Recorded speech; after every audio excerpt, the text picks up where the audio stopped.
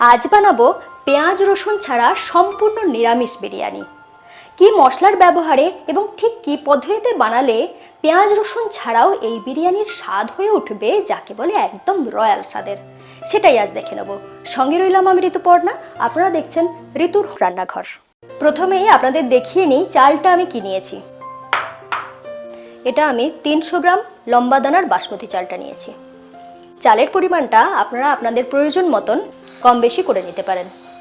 লম্বা দানার ভাতটা পেতে চালটাকে কিছুক্ষণ ভিজিয়ে নেব। ভেজানোর আগে চালটাকে অবশ্যই ধুয়ে নেবেন। ধোয়ার পরে এটাকে আধ ঘন্টার জন্য রেস্টে রেখে দেব। এখানে রয়েছে আপনাদের জন্য একটা টিপস, বিরিয়ানির চাল কখনো ঠান্ডা জলে দেবেন না, জলটা ভালো করে ফুটে যাওয়ার পরেই দেবেন।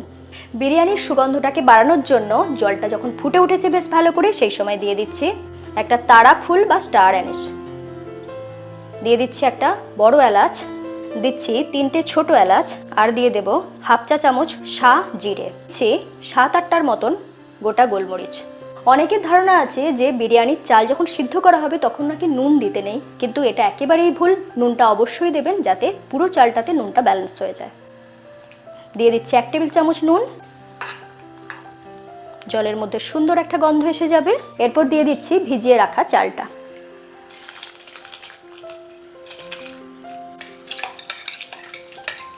বিরিয়ানিটা যদি একদম সুন্দর ঝরঝরে খেতে চান তাহলে এর সাথে মিশিয়ে দিতে হবে দুটো জিনিস। দিয়ে দিচ্ছি 1 চা চামচের মতন সাদা তেল, সাথে দিয়ে দিচ্ছি 1 টেবিল চামচ লেবুর রস। তেলটা দিয়ে দিলাম যাতে ভাতটা একটার সাথে একটা না জড়ায়, আর লেবুটা দিলাম যাতে ভাতটা খুব সুন্দর সাদা হয় আর শক্ত থাকে। আমি এখানে নিয়েছি পনির 200 গ্রাম। এটাকে আমি কেটে নিচ্ছি। দেখুন এইভাবে কেটে নিয়েছি। কিছুটা গরম জল নিয়ে নিয়েছি আর দিয়ে দিচ্ছি এখানে 1 টেবিল চামচ নুন। এই কাজটা করে নিলে পনিরটা নরমও থাকবে আর পনিরটা খুব সুন্দর সাদা থপথপে হয়। 5 থেকে 7 মিনিট চালটাকে ফুটিয়ে নিয়েছি। এরপর দেখিয়ে দিচ্ছি চালটা যখন 80 থেকে 90% সিদ্ধ হবে ঠিক সেই সময় গ্যাসটা অফ করে দেব। চালটাকে টিপে যখন দেখবেন একটুও শক্ত নেই ঠিক সেই সময় পর্যন্ত সিদ্ধ করতে হবে। এরপর জলটা ড্রেন করে নেব, তার জন্য এখানে ঢেলে দিচ্ছি।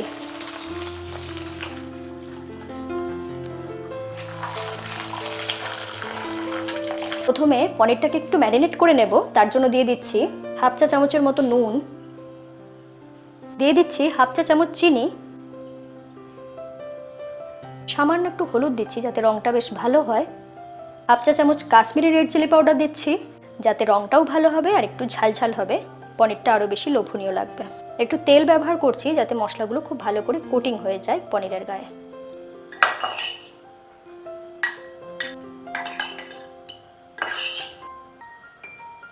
বাঙালিরা বিরিয়ানি খাবে আর আলু থাকবে না, এটা সম্ভব নয়। তাই এখানে আলু নিয়েছি 4টে। এটার আমি প্রথমে খোসা ছাড়িয়ে নেওয়ার পরে একটু প্রিক করে নিয়েছিলাম আর অল্প নুন দিয়ে সিদ্ধ করে নিয়েছি। আমি এখানে আলুটাকে গোটাই রেখেছি, আপনারা চাইলে মাঝ বরাবর কেটেও নিতে পারেন। আলুটার স্বাদটা বাড়িয়ে করে নিতে হবে পরের স্টেপটা। তার জন্য প্রথমেই দিয়ে দিচ্ছি সামান্য একটু তেল। আমি এখানে সাদা তেলই ব্যবহার করছি। দিচ্ছি সামান্য একটু কাশ্মীরি লাল লঙ্কার গুঁড়ো আর সামান্য একটু হলুদ গুঁড়ো রংটা ভালো হওয়ার জন্য। যদিও নুন দিয়ে সিদ্ধ করেছি কিন্তু এখানে তাও একটু সামান্য নুন দিচ্ছি। একদম ইউনিক ফ্লেভার পেতে এখানে দিচ্ছি 1 থেকে 2 ড্রপ কেওড়া জল। পুরো জিনিসটাকে প্রথমে মিশিয়ে নেব।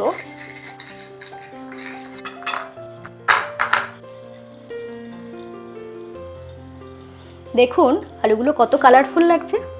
এরপর একটা মশলা বানিয়ে নেব যাতে বিরিয়ানিটা হয়ে যাবে একদম রয়্যাল স্বাদের। দিচ্ছি 1 চা চামচ মৌরি, 1 চা চামচ শাহজিরে, শাহজিরের পরিবর্তে আপনারা এমনি জিরেটাও ব্যবহার করতে পারেন।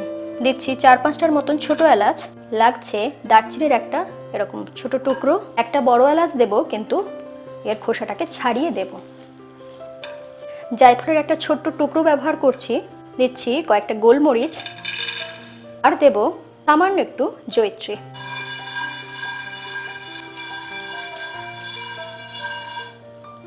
1.5 থেকে 2 মিনিট এটাকে রোস্ট করে নিয়েছি।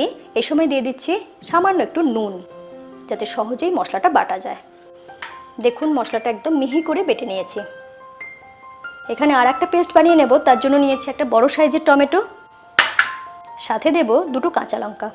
এখানে আমি হাফ কাপ গরম দুধ নিয়েছি, এর সাথে দিয়ে দেব সামান্য একটু কেশর, আর দিয়ে দেবো 1 চা চামচ কেওড়া জল। চাইলে এখানে আপনারা মিঠা আতর আর গোলাপ জলটাও ব্যবহার করতে পারেন। সমস্ত কিছু রেডি, ফাইনালি বিরিয়ানিটা শুরু করব। দিয়ে দিচ্ছি সাদা তেল, সাথে দিয়ে দেব 1 টেবিল চামচ ঘি।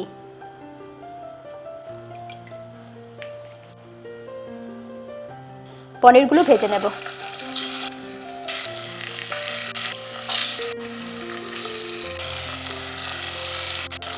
পনিরটাকে বেশ লালচে করে ভেজে নিয়েছি, এরপর তুলে নিচ্ছি। ওই তেলেই দিয়ে দিচ্ছি আলু। এটাকেও লাল করে ভেজে নিয়েছি, এরপর তুলে নেব।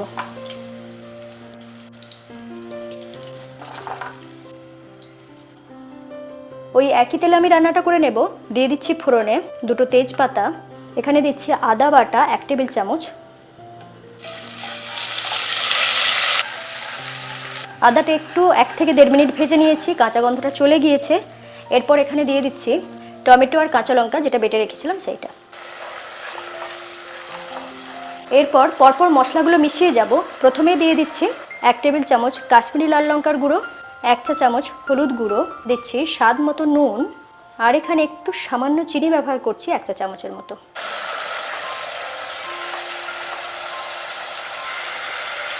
টমেটোর কাঁচা গন্ধটা গিয়েছে আর যখন ওপরে তেলটা উঠে এসেছে ঠিক সেই সময় দিয়ে দেব 1/4 কাপ ফ্যাটানো টক দই।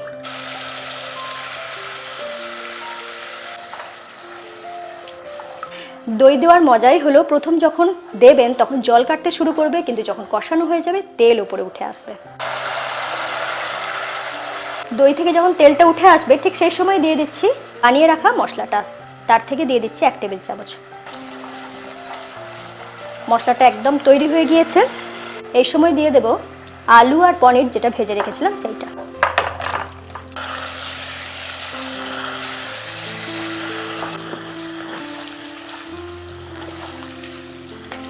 এর সাথে দিয়ে দেব কেশর ভেজানো দুধের মিশ্রণ কিছুটা।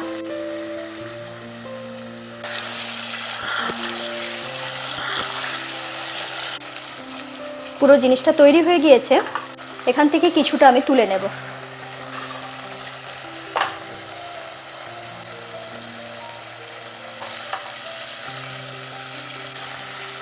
এরপর বিরিয়ানির লেয়ারিংটা আমি করব, তার জন্য এটার উপরে দিয়ে দিচ্ছি ভাতের একটা লেয়ার।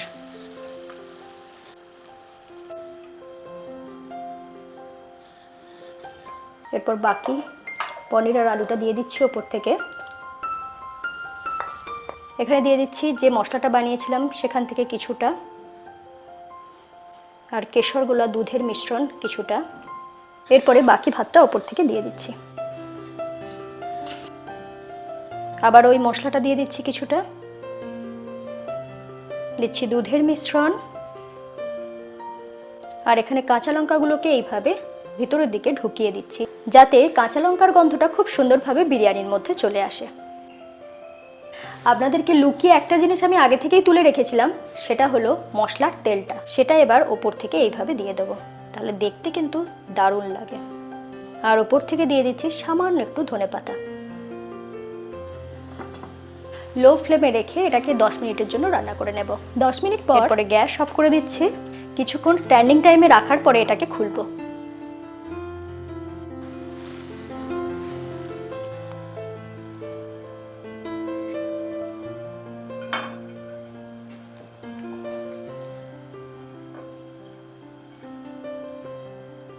কি মনে হয় নিরামিষ হলেও এই বিরিয়ানির স্বাদ কি কোনো অংশে কম হবে? লিখে জানাতে ভুলবেন না। ভালো লাগলে চ্যানেলটা সাবস্ক্রাইব করে নেবেন, বেল আইকন প্রেস করে রাখুন। সকলে খুব ভালো থাকুন আর দেখতে থাকুন ঋতুর রান্নাঘর।